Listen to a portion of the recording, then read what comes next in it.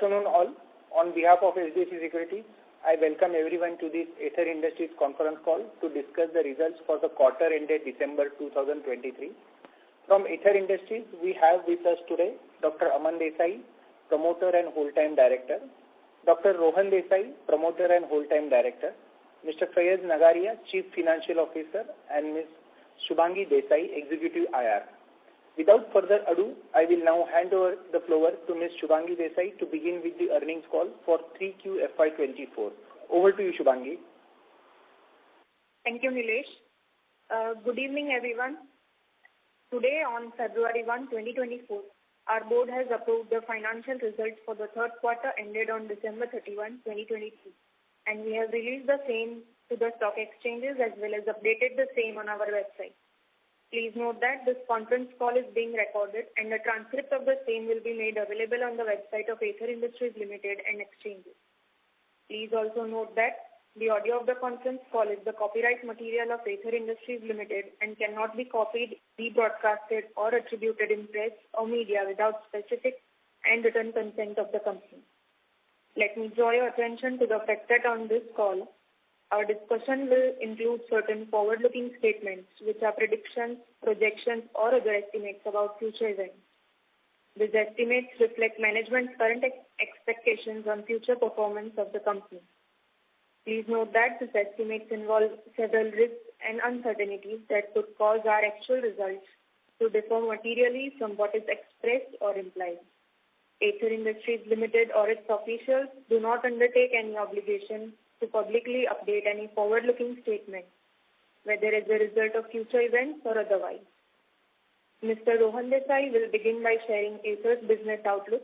Then Mr. Faiz Nagaria will cover the financial highlights for the period under review, and Dr. Aman Desai will share the ongoing expansions and strategy of the company going forward. Now, I shall hand over the call to Mr. Rohan Desai for his opening remarks. Over to you, Mr. Rohan. Good evening, everyone. Before I begin with the business performance, I would like to throw some light on the unfortunate event that affected us during this quarter. On November 29, 2023, a fire broke out in one of the plants of our manufacturing site 2, which was brought under control.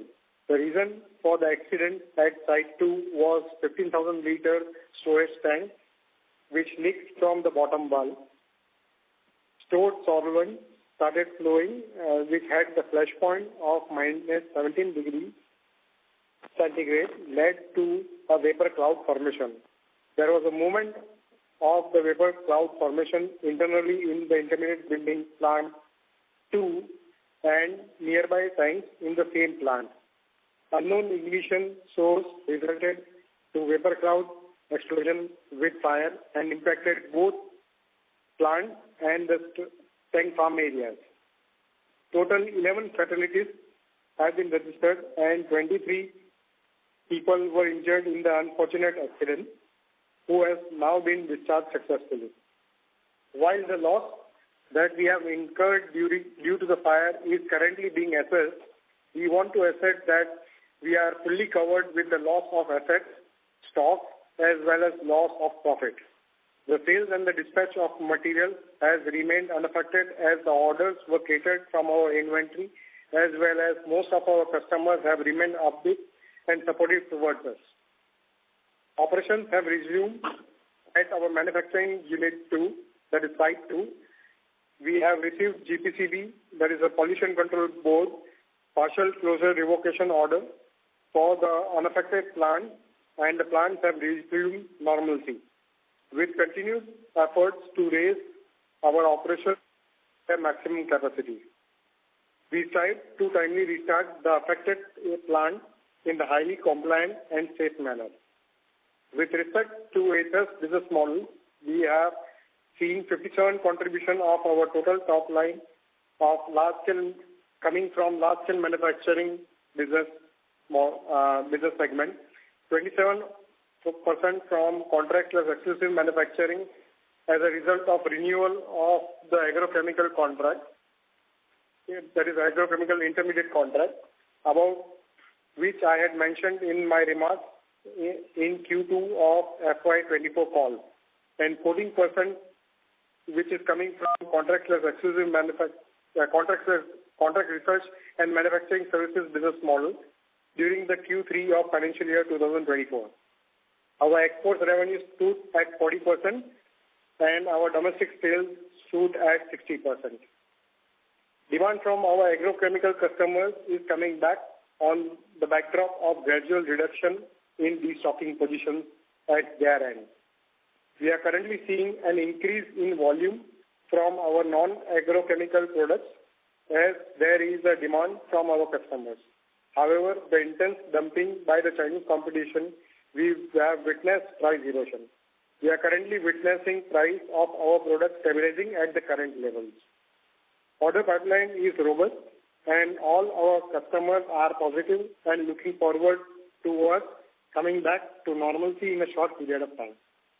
We are confident of showing a growing trend in the next financial year onwards. With that, I would conclude speaking and I would request our CFO, Faiz Nagaria, to touch upon the financial highlights for the period under review. Right? Thank you, Rohan, and good evening, everybody. The total revenue of the company stood at rupees 1,682 million in the quarter 3 of financial year 24 as against rupees 1,705 million in quarter 3 of financial year 23, resulting in EBITDA of 378 million in Q3 of financial year 24 as against rupees 507 million in Q3 of financial year 23, a reduction of 26% in the comparing periods. EBITDA margin stood at 22% in Q3 of financial 24 as against 30% in Q3 of financial year 23. The PAT amounted to rupees 191 million in Q3 of financial year 24 as against rupees 350 million in Q3 of financial year 23, resulting in a reduction of 46% in the comparing periods. The PAT margin stood at 11% in Q3 of financial year 24 against 21% in Q3 of financial year 23. The main reason for the reduction in the revenues is attributable to the current fire accident, wherein the production at our manufacturing facility 2 was stopped for a month. The reduced revenue and other exceptional expenses related to the fire accident, like compensation to the families of the deceased, penalty to the GPCB, medical treatment expenses of workers who were hospitalized, and increased insurance premium of our IR policy, have resulted in the reduction in EBITDA and PAT margins eventually. One-time cost is approximately rupees 70 million for the quarter. We would be having the impact of approximately rupees 30 million on account of increase in insurance claim due to the fire accident in this financial year 24. Due to the fire accident at manufacturing facility 2, new production could not be done in the entire December 2023. Now, I would request Dr. Aman Desai to share updates on Aether's ongoing expansion plans and strategies going forward. Thank you, Faiz, for the financial highlights. The well-being of our employees is of foremost importance to us, and I do want to start with expressing my most sincere condolences, solidarity, and gratitude towards the employees and the victims of our recent fire accident.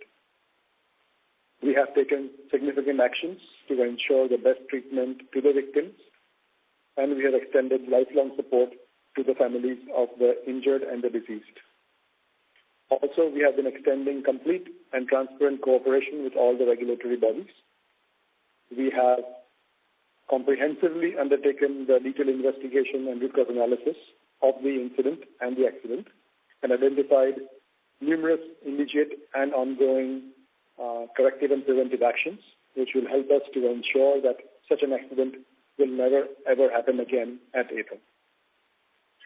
Despite the various headwinds, the planning and execution of the project work of our Greenfield CAPEX at manufacturing Site 3++, Site 4, and Site CAPEX on Site 3+ and 3++ is ramping up with the beginning of civil work, machinery, and equipment being procured, along with all the regulatory approvals in place. These Sites 3+ and 3++ are expected to commence operations in Q3 or Q4 of fiscal year 25 as per plan. CAPEX on our upcoming Site 4 is also on the verge of completion. It is expected to be commissioned by February 2024, next month.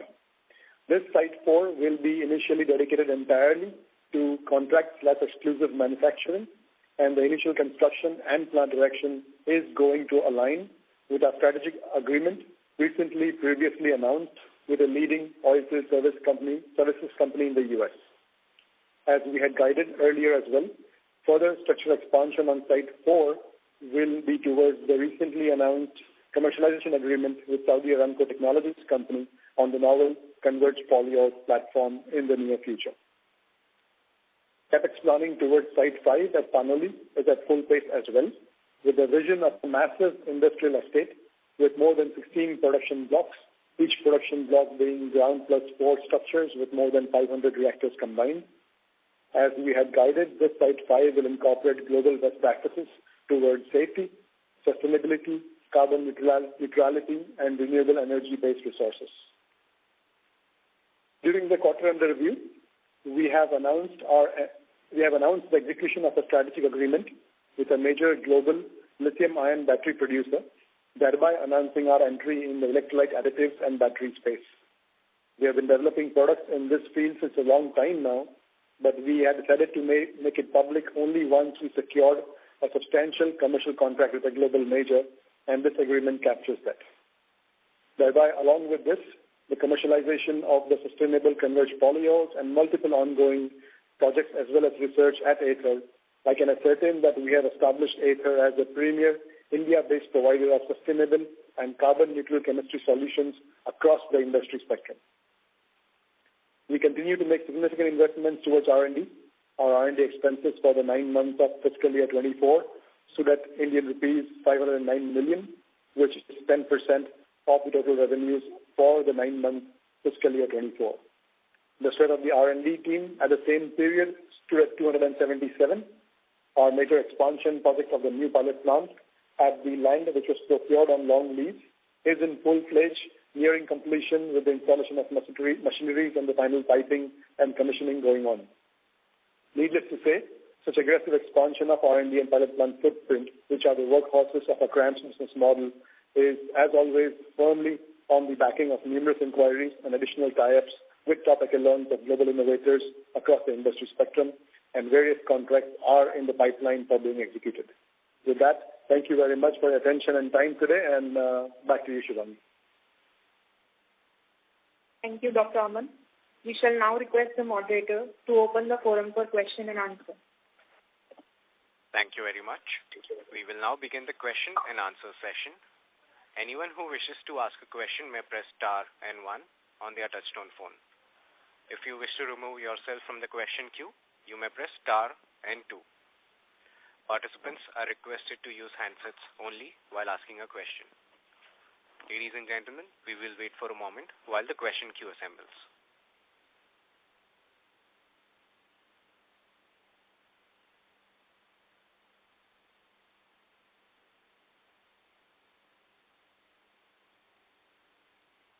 The first question is from the line of Rohit Nagraj from Centrum Broking. Please go ahead. Yeah, thanks for the opportunity. So my first question is, what have been the immediate actions that we have taken after the unfortunate event? And any customer audits have happened after the event, and what's been the general feedback from our customers? Thank you. Yeah, so we have a comprehensive corrective and preventive action plan that has been identified, which includes significant changes in the already strong preventive maintenance program. It was solvent leakage as a root cause, and so we have added leak detection was already in place at various sections of the plant, including inside the plant as well as the main tank plant, but unfortunately not at this particular position in the and so we have now put a comprehensive sweeping leak detection policy and program in place. We have changed several codes that we are working by. We were quite proud of the safety systems that we had established at Aether, and this accident has shown that there's a clear gap and failure in the safety systems, because accidents will happen, but the safety system should prevent loss of life, and this has not happened in the accident. So this has clearly showed a gap in the systems that existed, and so we are doing a thorough review. We have initiated a full-scale hazardous operations review of all operations across all sites, and operations were restarted in every single site only after the commencement of a thorough HACCP review. We have started, and we have already, you'll see these announcements in the coming days to come, but we have also completed as well as initiated significant hierarchy changes within the technical departments, and so you will see this in the coming days. These are just few of the numerous corrective and preventive action plans that has been planned out, as I mentioned before this call in a different meeting. That there's a very detailed investigation analysis presentation and corrective and preventive action plan presentation also ready. And so this is just a few of the top things that come off my head. That is the answer to your first part of the question. The second part is the audits. So the leading oil field services company that is currently in tie-up exclusively with us for Site 4. They have audited Site 2, which is the affected Site 2 in the recent weeks, and that which is the partially open Site 2, the non-affected blocks. So they have re-audited this Site 2, successfully finished. All the compliance from that audit is successfully finished as of today as well. And this is quite a major audit that has happened. We have presented detailed investigation reports to almost all of our key customers in all the business models, and these are presentations that go on for more than 2 hours on the very topic of the accident. All customers have showcased solidarity and support. Everybody wants to know what happened and why it happened and what we are doing to ensure this never happens again. And I think we have been successful in addressing that concern quite well with the very detailed work and presentation and corrective and preventive action plan that we have laid out. In terms of the audits, orders have flowed in as per the regularly expected cadence. We have not seen a drop of the orders, and I think the commentary by Rohan and Faiz have kind of addressed that to a bit. And so I think, that addresses all your questions, Rohit. Thanks. Thanks for answering that comprehensive question and with detailed answers. Second question on the EV battery related contract front. So how does it complement our chemistry skills? You said that we've been working for a while on this.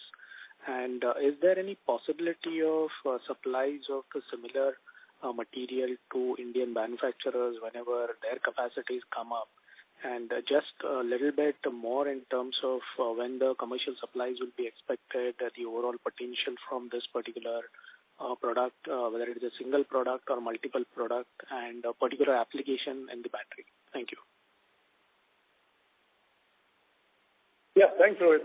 Whenever anybody asks me about competencies, it's music to my ears, and so I can take up the next 1 hour talking about the competencies and the fit in the products that we have. So the electrolyte additives field is a very large field. The battery field is a very large field, and there are many components that go into a battery. There are many components there are more than 12 components that go into an electrolyte formulation, and there are about 67 electrolyte additives that are used commonly and not as commonly. In that, there are many salts that are also present, and so we have been very clear in our approach. In all the molecules we have chosen, there has to be a competency fit. And so the molecules that we have chosen are small organic molecules. They are electrolyte additives, which have a good fit to our competencies, some of which include ethylene oxide chemistry, the KF, the fluorination chemistry that we want to get into, and of course, continuous reaction technologies being applied in every one of the electrolyte additives that we're going after, including catalysis, which is also a major competency for us. And so yes, we have been very selective, and we have only picked a few of the electrolyte additives, which are small organic molecules, and showcase a good fit to our competencies. Whether we'll be able, and there are multiple. We have selected a few of them, and they are small organic molecules. And so we have been clear that we will not go after the salts, we will not go after the inorganic chemicals because they are not a good competency fit. That's number one. Number two, Indian manufacturers, of course, yes. This is not an exclusive tie-up that we have. This is a very broad field with a very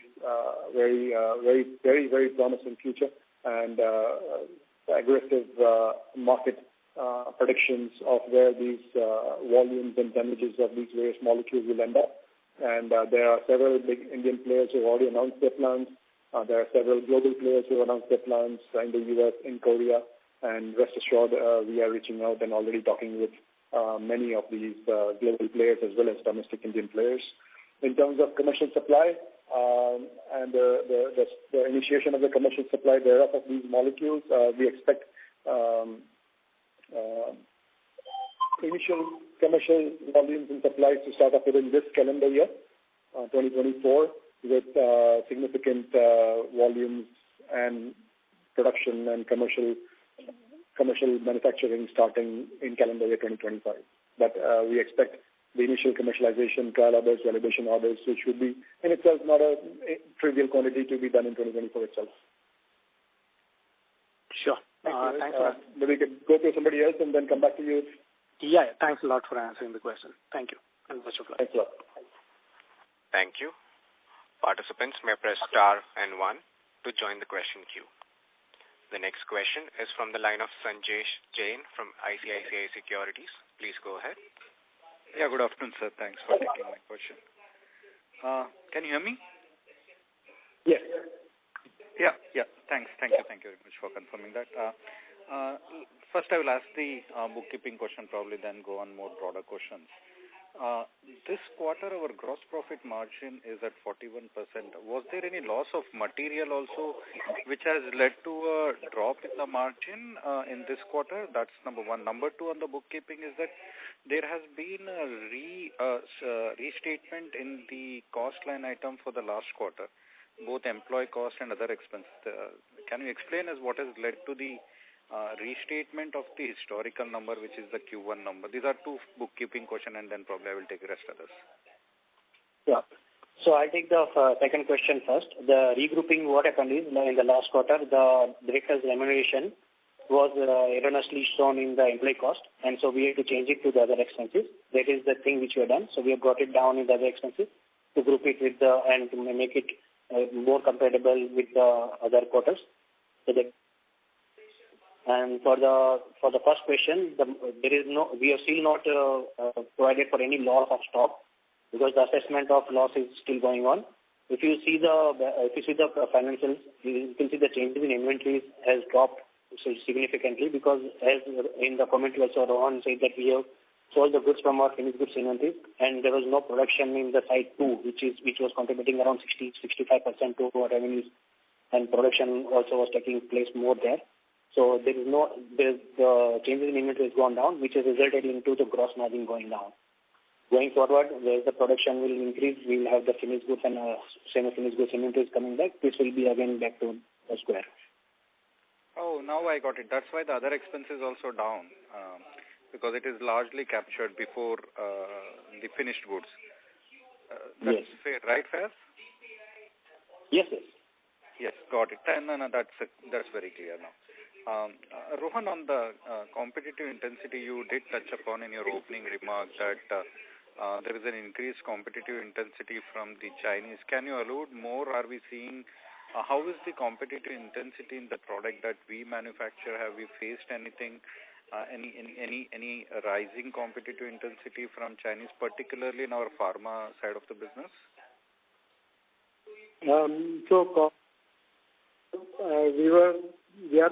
On majority of our products, we are the only source in India. Most of the competition comes out of China. 80% is coming out of China, 10% from Japan, 10% from Europe. We are not seeing any increased sources coming from China or being added from China at this moment. However, because of the currency devaluation and the government incentives and the export benefits which the Chinese competition is getting, they had become more approximately 20 to 30% from the start of the correction, and that is what we are facing right now. So we are at the bottom out position at the moment. I don't see a further decline happening on the prices of our products. Got it. Second, on the agrochemical side of the business, this quarter we saw a sharp decline. This was more like pushing the inventory from the Q4, and hence the recovery for next quarter will be higher, or we generally had a lower inventory, so lower sales in agrochemical? There are two parts of it. One was stock correction price. So you're comparing Q3 to Q3, or you're comparing Q2 to Q3? No, last year Q3 to this year Q3. Yeah, that is because of the price correction. Okay. We are manufacturing 3 intermediates, out of which 2 intermediates have seen a drastic price correction because of the Chinese competition entering into that space. And hence the volumes are robust on that basis, but the prices have been corrected significantly. Okay. So the drop in the revenue is largely because of pricing. We are held the volume market share, right? Yes, volume market share we have. We have not changed in that position. The change is significantly because of the price correction. Got it. One last question from my side before I join back in the queue. We are in a process of commercializing Site 3++, Site 4 and Site 5 we are now planning. So what is the capacity we anticipate to add from all these 3 sites when they are fully commissioned, say 3 years down the line? It should be, so 4-5 years down the line, these will be tremendous capacity, right? And so we're talking about thousands of tons of capacity.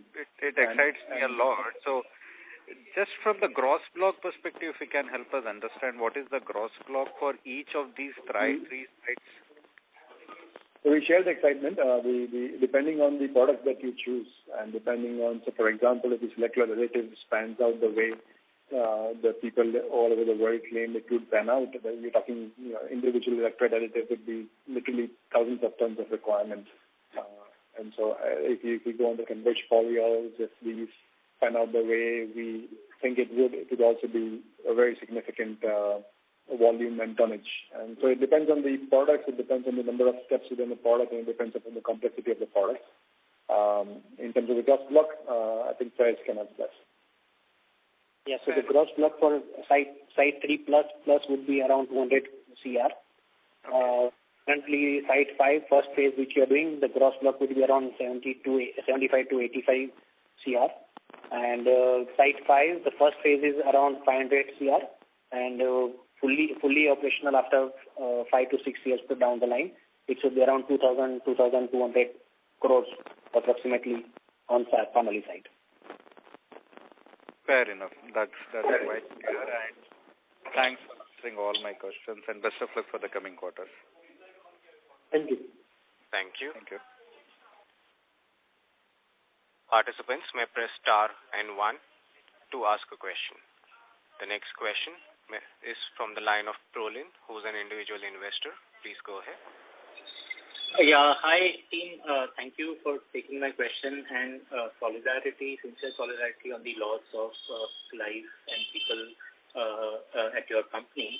I have 2 questions. The first one is that, in contract manufacturing, in the past you have alluded to the fact that the margins in those businesses or in that segment is similar to our large-scale manufacturing. So I just wanted to understand, from the working capital side of it, how is the working capital in the contract manufacturing business different from our large-scale manufacturing? And a related question would be, will this margin profile be any different in case we are able to get a pharma contract there, right? Because right now, if I'm not wrong, we have we don't have a pharma contract on the contract manufacturing. So will the margin profile be different? And just to understand, how should one look at the working capital intensity of contract manufacturing business? So let me just differentiate ourselves in a way where we are saying that we are only making generic intermediates right now. We are not making a patentable products intermediate at this moment in contract exclusive manufacturing. When we do enter into that, which will be there in the short period of time, the margins will improve drastically on contract exclusive manufacturing.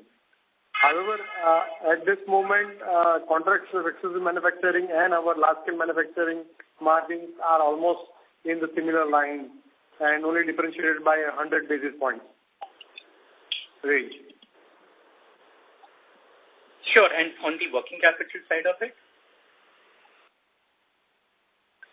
So the working capital cycle for the contract manufacturing and LFM is currently similar because, as Rohan said, all these products are generic products and we are supplying to current customers and we are giving them the same credit terms which we are giving to the customers.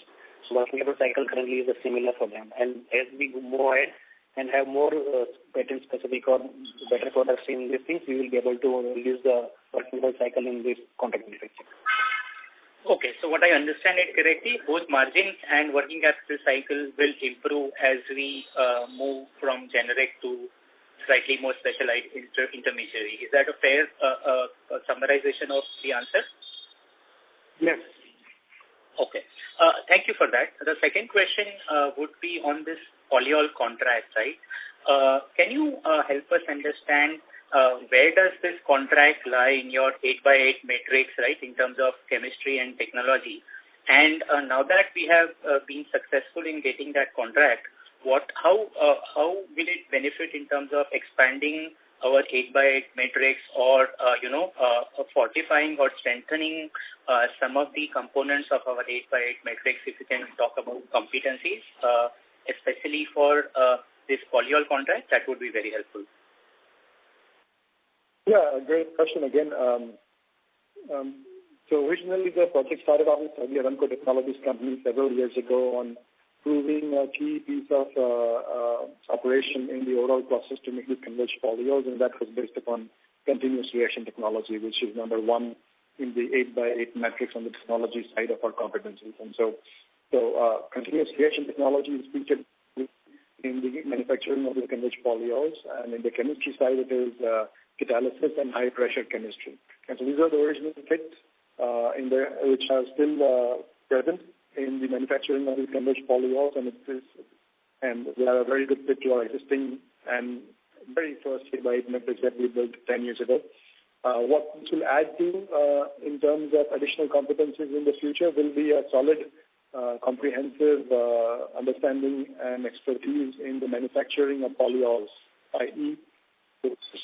And so that gives us entry into the field of polymers, which is very exciting. If you think about all the potential that exists in the specialty polymers world, it is very exciting. And this kind of gives us a hand-holding segue into understanding this world and getting experience in the manufacturing of polymers. And so polymerization will be a new competency that we can add as a result of these polyols.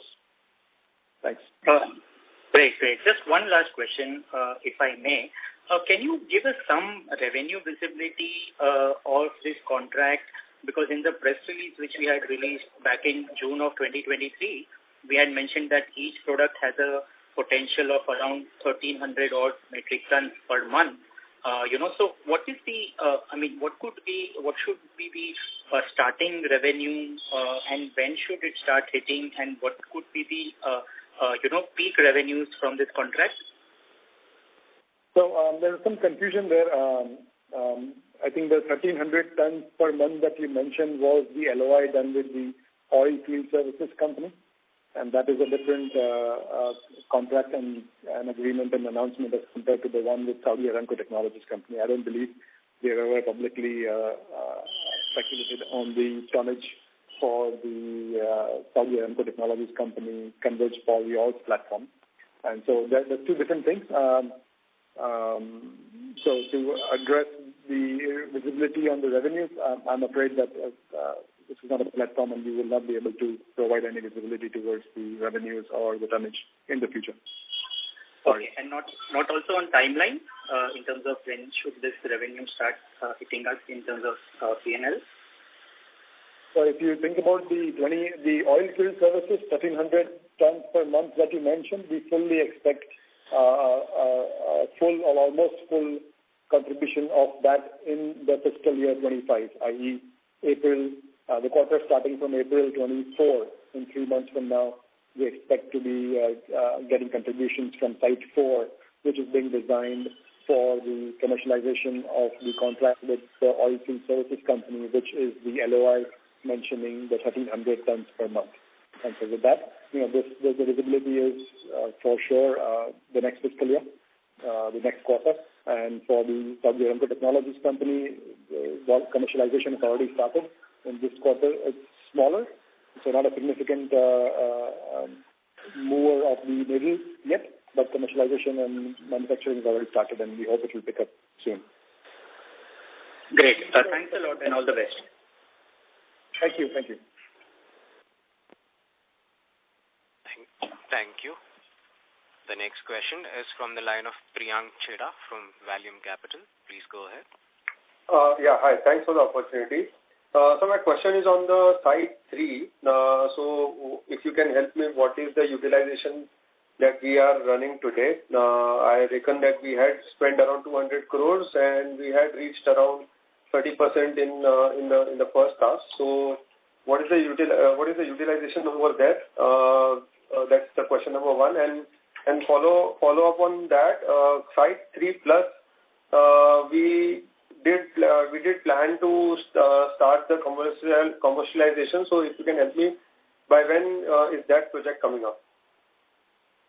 Yeah, so we are currently at 42% capacity utilization of Site 3, and Site 3 plus and plus both combined together. I mean, the remaining part of the site will be commercialized in by September 2024.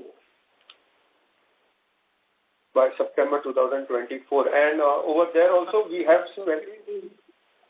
September 2024 will start commercialization, and it will take 3 months to stabilize the plant. Got it. And the capacity is roughly around 3,500 tons, for which we have spent 200 crores. Am I correct? Yes. Got it. So my question, so the second question is on the Site 2. While we did have a very unfortunate incident, can you help me which product got impacted in this site? I reckon that we had two products that we were manufacturing for Otsuka, Japan. Has that been shifted to some other site on the Site 1 or somewhere? Because that's not reflecting on the loss of sales quarter on quarter, where you've been maintaining the quarter on quarter trajectory of sales. So has there been any loss of sales from Site 2? Which product got impacted, and about the two products that we were manufacturing for Otsuka? So I would not bifurcate the products over here because these transcripts are publicly available, and our Chinese competition can get this information very easily, Priyank. So I'm sorry to not give you that information on the particular products. But talking about Otsuka, there are two products which we were existingly manufacturing it in our large-scale manufacturing platform, and so we have joined and have an association with Otsuka on the existing products which are manufactured in Site 2. And as we had good amount of stock lying with us, this was not affected. And secondly, we have got a partial revocation of Site 2 already. So this product which we are talking about, which is with regards to Otsuka, is already back online. Got it. So the key takeaway is that there was no loss of sales per se from the Site 2, right? That's the key message that we should take it. No. Obviously, there was a loss of sales because our two products were almost at very nominal stock levels, so which we could not produce for approximately 2 months. So that was a loss of sales which was there. And second was that we were not producing for a period of the closure which we had received. And hence we were selling out of the stock, basically, that material. So if you see the stock position, you will see that our stock positions are reduced drastically. And hence it is not impacting much on the top line. However, it has impacted us on gross margins. No, I understand. So would it be possible to quantify what quantum of sales did we lose, which would get recompensated because we have got the partial revocation in the current quarter? the production should start and as and when the rectifications are done. So anything that you would like to quantify on loss of sales for the 2 months?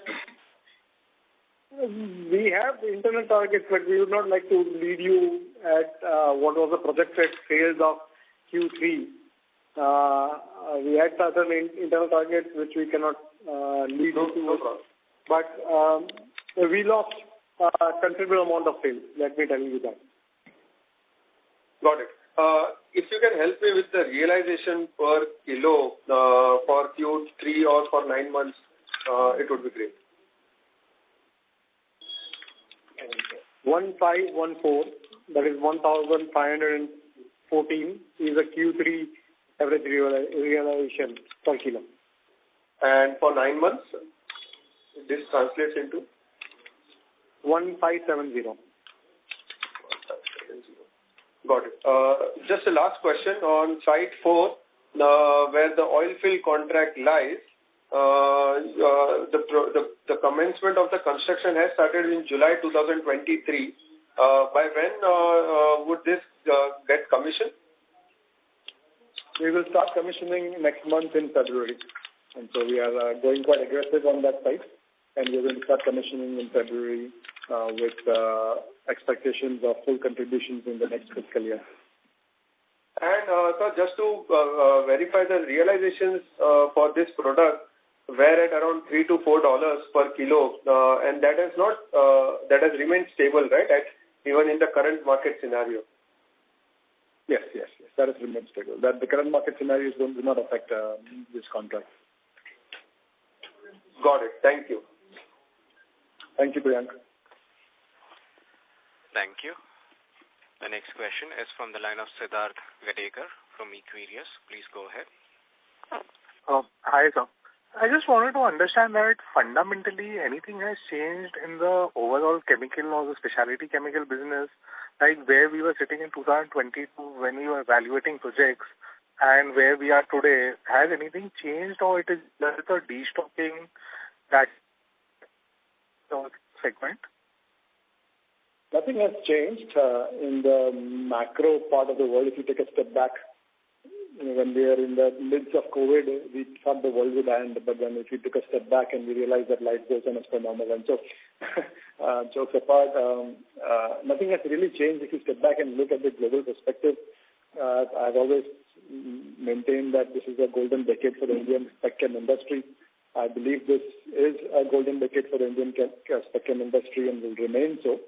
But if you go into the micro at this, in this current day and month, China is extremely aggressive in their pricing strategy.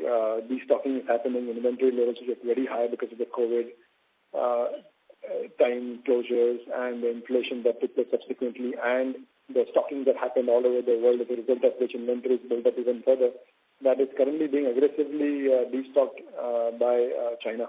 And they are truly dumping in a very aggressive fashion. And so that's a current state of affairs. But if you take a step back and look at them from a yearly perspective, I don't see any problems in all the tailwinds that were there in 2022. They should come back, I believe, in 2024 to an extent, fully in 2025. So initially, if we were estimating a ROC of 20 or 25% for the project, even beyond the destocking, we should get there. That is a fair understanding, or it could end up somewhere lower now in this cycle? Currently, for the ROC levels in the mode where you are doing lots of capex, which is coming up, and things that No, so I was asking on a project basis, like when you are evaluating a project on a certain ROC, and even beyond the destocking, should we get to those levels, or it might be lower than what we were thinking? No, we should get to those levels. Then only the projects will. Hello? Yeah. Okay. So secondly, in terms of China, we are hearing that even now China has been aggressively investing in the downstream and in the specialty or complex products. How true is that, and how should we look at them as a competition even in the complex chemistries and products? They are a formidable force, and they are the best in in what they do in the spectrum space or the commodity space or the API or AI space.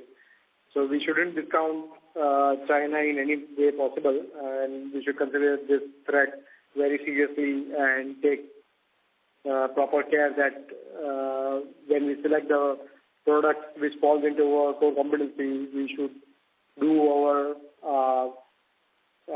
techno-commercial studies very properly and seriously, and that is what we do.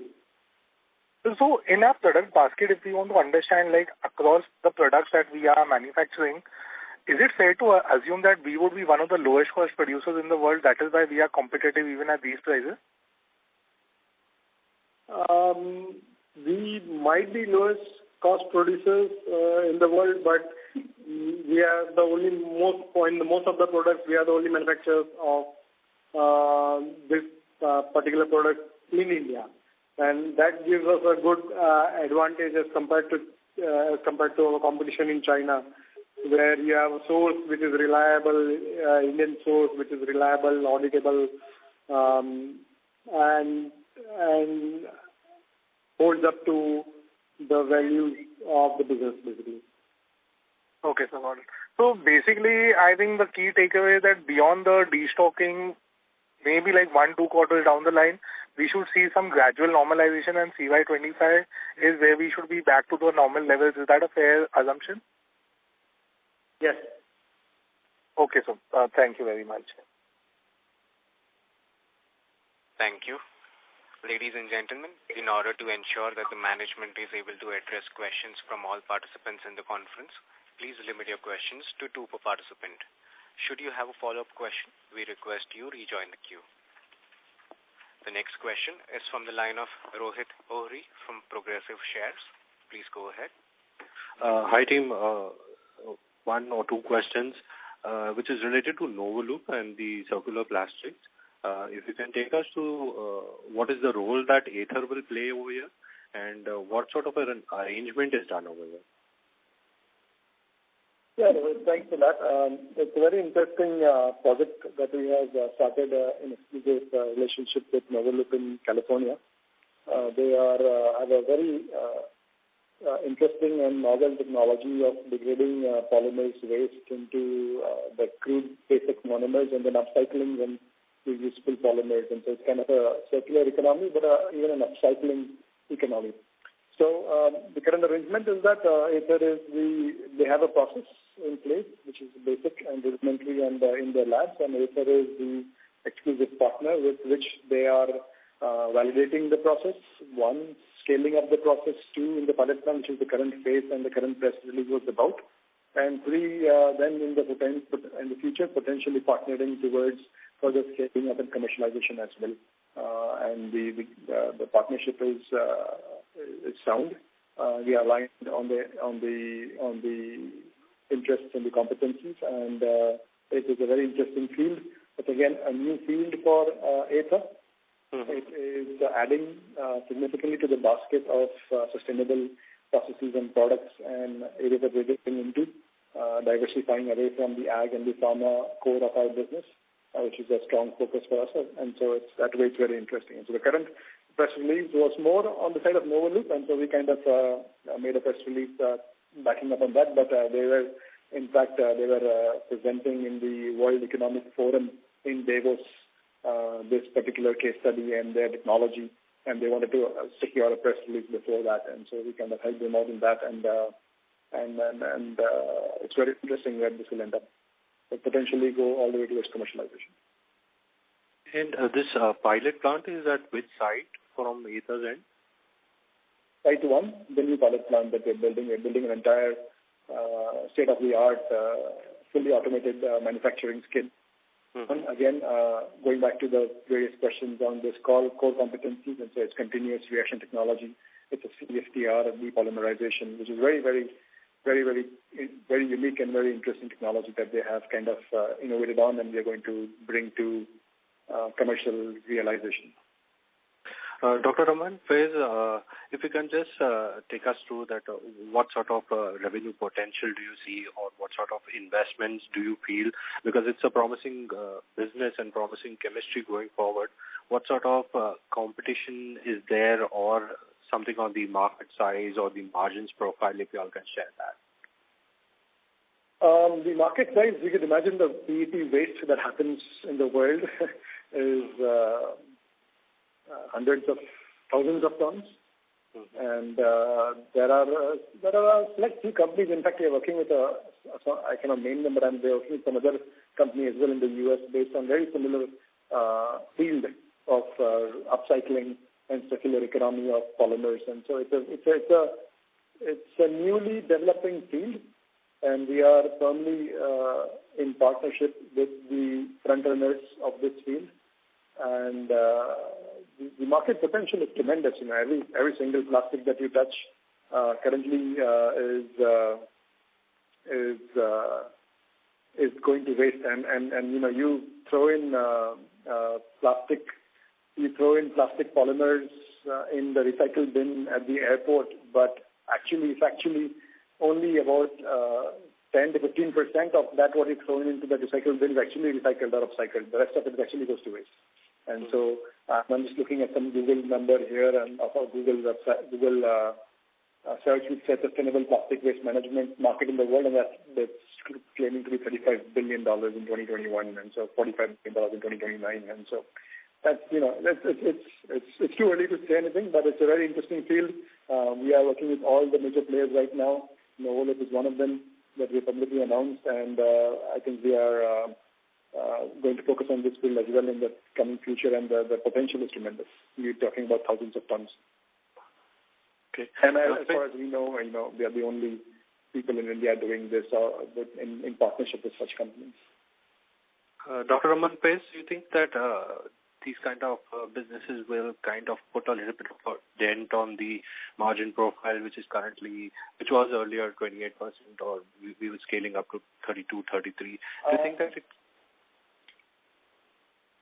the realization will be small, but the margins and the EBITDAs will be gradual and going up. And so we will not compromise as a business policy and as a fundamental philosophy of the company and the family. We will not compromise on the margin levels and the EBITDA levels as much as possible in the products going forward. The realizations might be small. For example, the oil field services, as the other speaker mentioned previously, was $3 to $4 of realization as compared to 1,500 rupees of almost $18 of the current average realization that we have today.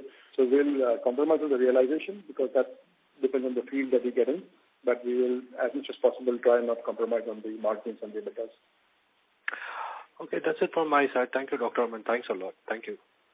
Sure. Thank you. The next question is from the line of Indrajit Bhatia from HDFC Securities. Please go ahead. Hey, hi, Aman. Hi, Rohan. Hi, Faiz. Thanks for the opportunity. Hope all okay at the site now. Just couple of questions. One is on this, if you could just explain this margin. I think there was a comment by Rohan, I think that gross margin got impacted.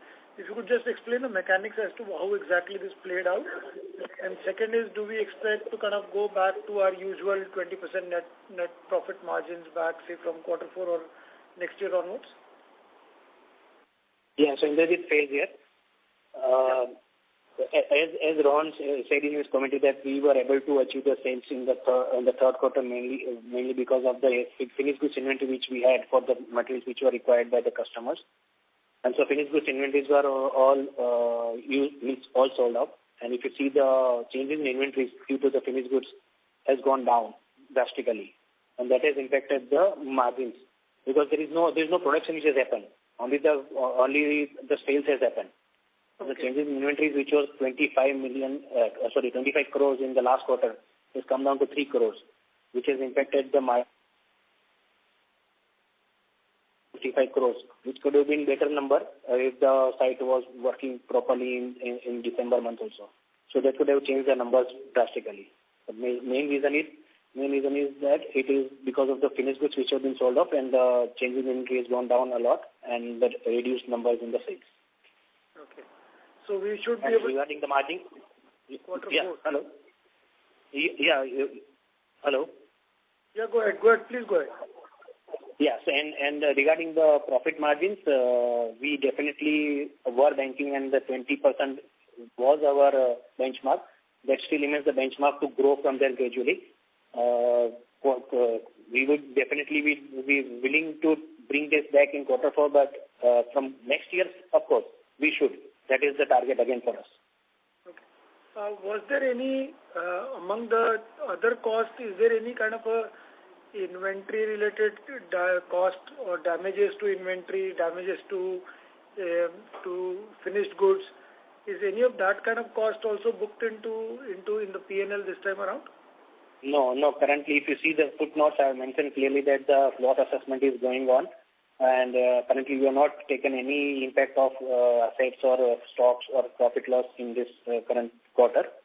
Once the assessment is over and we are submitting the final claim to the insurance company with accurate numbers, then only we will be taking the impact in the books of accounts. Sure. And typically the turnaround time by insurance company to kind of pay us damages would be 6 months? Yeah, it should be 6 months, but we have been providing the required information and data to them, so we should try that we are able to close this within 3 to 4 months. Got it. Thank you. Best of luck. Thank you so much. Thank you. Ladies and gentlemen, that was the last question for today. I would now like to hand the conference over to the management for closing comments. Thank you everyone for participating in the call. We hope that we have addressed majority of your questions. If you still have any further unanswered questions, then please feel free to reach out to us. Have a great day ahead. Thank you very much. Thank you. On